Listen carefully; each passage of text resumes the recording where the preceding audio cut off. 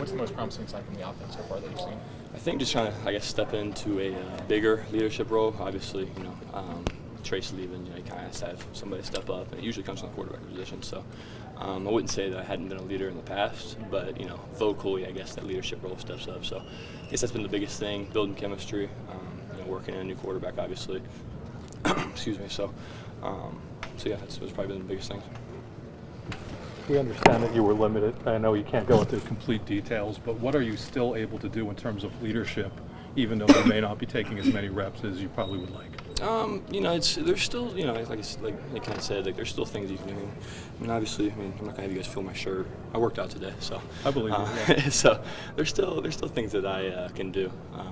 But I guess with the leadership thing is just still getting guys going, still trying to emphasize just little things in the offense as far as speed. I would say is probably been the biggest thing, upbeat tempo and controlling that and not letting the defense dictate that. So just trying to be vocal as possible, and just being somebody that guys can lean on. Have been the biggest things. Do you feel secure as the starter, Tommy, or is Sean seriously pushing you for that job? I mean, where do things stand with that? Yeah, I think, every day there's competition at every position. So if you're not getting pushed, there's a problem. So I would say that, even when Trace was here, I was trying to push him every day. So you can say the same thing. Cliff's done a great job. Obviously, with the increase of reps, too, he plays well, and, he's on scholarship at Penn State for a reason. So talented football player, and, I'm happy with, the progress that our room in general has made. Tommy, how much do you throw a day? I don't know an exact number of how many times I throw the ball. I'd probably say at least, anywhere from 100 to 200 throws a day, roughly. I'm not sure the exact number, but a good amount. How good does that keep you in, throwing shape? Yeah, it's good. I've been lucky. I've been blessed with the fact that usually my arm never really hurts. So, throwing's never really been, a problem for me. So it's all about, just being able to increase more every day, I would say. Because obviously it's, the position's a lot more than just throwing the ball. Big position, or a big part of the position. But yeah, anywhere from 100 to 200, I'd say. Probably. Just guessing. I really have no idea. You've been through a lot in your career here. What does this opportunity mean to you? It means a lot. But at the same time, my past here at Penn State isn't going to really help us win any games coming up in the fall. So still have to continue to grow each and every day. The things that I've done here in the past, really don't give me, I don't want to say an advantage because, playing in games does help. But, just little subtle things, I would say. It helps, but in all reality, it's exciting to have a chance to be the starting quarterback here at a place like Penn State. So. Can you give us a guess on when you'd be 100%? I think it's more limitation on their end right now. I feel really good, but it's more about just being careful at this point. So. Ricky going into his second year as OC, how does he make you a better quarterback, and are there ways that you make him a better OC? I think there's, things that, each player gives a unique, skill set, you could say. And that's not just at the quarterback position, it's at all positions. There's things that, guys do well, and there's things that, guys aren't so great at that other guys do well. So I think there are some things that, I can help bring to the table. And Coach Ronnie is a very, very smart guy. He's a great OC, and we're excited to move into year 2 with him. Can you explain the timing, Tommy, of the whatever procedure it was that Coach Franklin said you had, getting it done before the bowl game and then not being able to play in the bowl? What was the idea behind that? To have the chance to be ready for spring ball and do things in spring ball, because if I would have waited after the game, I would have been completely shut down. So being able to, put myself in this position to compete for the job was, I don't want to say most important, but if I'm going to have the opportunity to play the position, I need to be doing things in the spring to, solidify myself maybe. Mm-hmm. So that was a big piece of it, and, for better or for worse, it was bothering me. How tough was it watching that game, especially the way it unfolded, because there were some questions about Trace there for a while? Yeah, no, it was difficult. It was actually, with the exception of the Pinstripe Bowl, the first full Penn State game that I'd ever watched.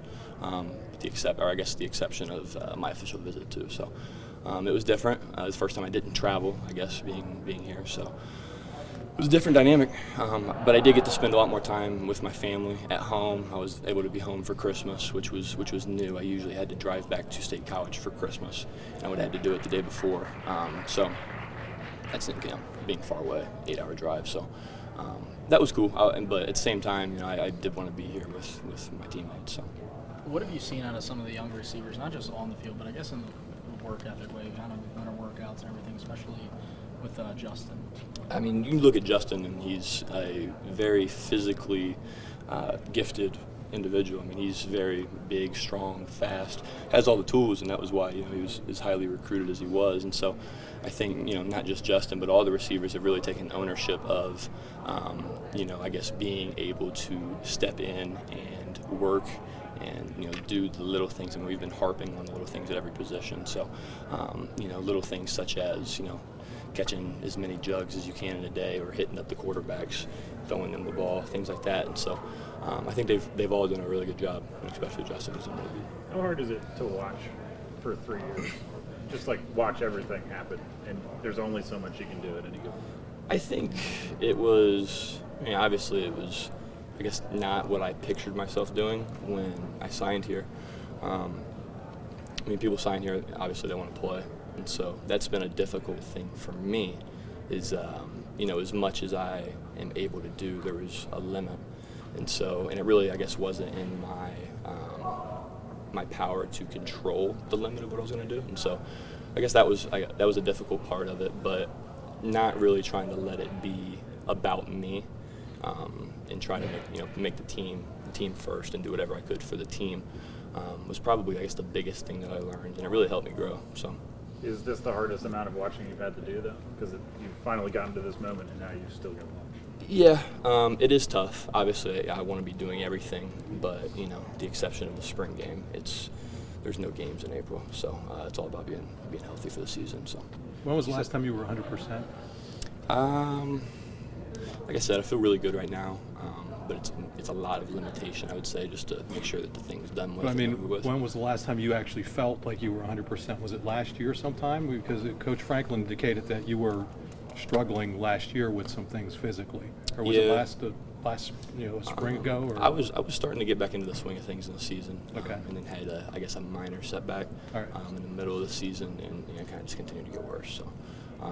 But like I said, I was behind me, had everything done that I needed to be done. So ahead of schedule, been doing everything right, and it feels really good all the time. And looking ahead then, what steps do you have to take between now and summer camp? Obviously, the more you're able to do, the more steps you can take, but what are some of the things on your checklist at this point? Obviously, being able to be full go is the main goal.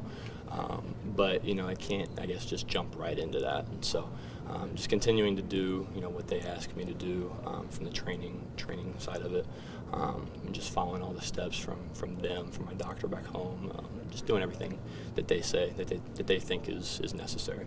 Hey, Tommy, you said every player brings their own skill set. What do you bring to the team that maybe nobody else does?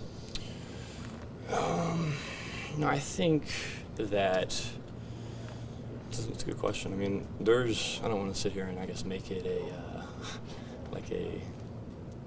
don't really know the word for it. I don't want to talk too highly of myself. I guess it's never really been my thing. But I think that my athleticism and my ability to bring other things to the table in the past could help me in the future. It's given me a way to get into games. It's given me a way to get game reps, and not just at the quarterback position. So. It's going to help me when I run the football. It's also going to help me when I throw the football, just based off of seeing how guys cover you. And so I'm excited. I'm excited to play the position that I was committed here for. But at the same time, I'm thankful that I was given opportunities in the past to play other positions and get on the field. You talk about putting stuff behind you that you've done in the past because you're focused on the future. Do you feel like the injuries are behind you too? I mean, there's been things that popped up every now and again. Do you feel like this latest, whatever you had done, is the thing that finally keeps you healthy and on the right track once you get to that point? I do, and I guess I've kind of been bothered by the whole injury-prone stigma, I guess you could say.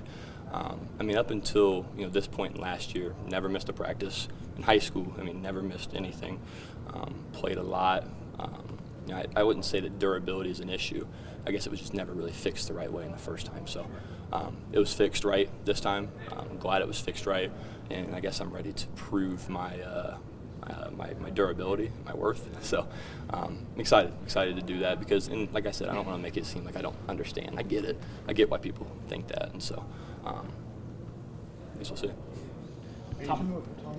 What are your thoughts on the spring that Pat Freiermuth has had, and what do you think he needs to do to take the next step into becoming an elite tight end in this country? I would already say he's elite. I mean, he brings a lot to the table. I mean, being a freshman All-American, it's hard to do, and you know, the things that I guess Pat. I mean, he didn't start right away during the season, so he's made strides and he's continuing to work. I mean, it hasn't gone to his head. I mean, he's been doing all the right things. He's been grinding. I'm excited. I'm excited for his future. Everybody's on our team, so we'll. You know, we'll see. He's going to be a big-time playmaker for us in the fall. You spend so much time running at the quarterback position or the line position. Do you have to recalibrate your eyes at all this spring to kind of look farther down the field? One of the things Trace was good at was sort of extending plays and finding guys.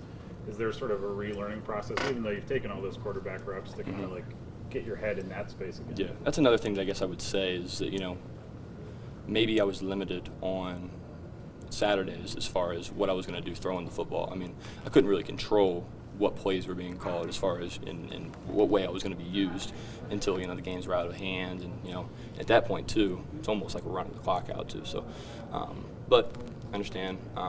At the same time, I wouldn't say that there's any adjustments. I mean, there are adjustments, but I don't need to change anything drastically. Like I said, I've been taking the reps in practice, having some opportunities to throw the ball in games.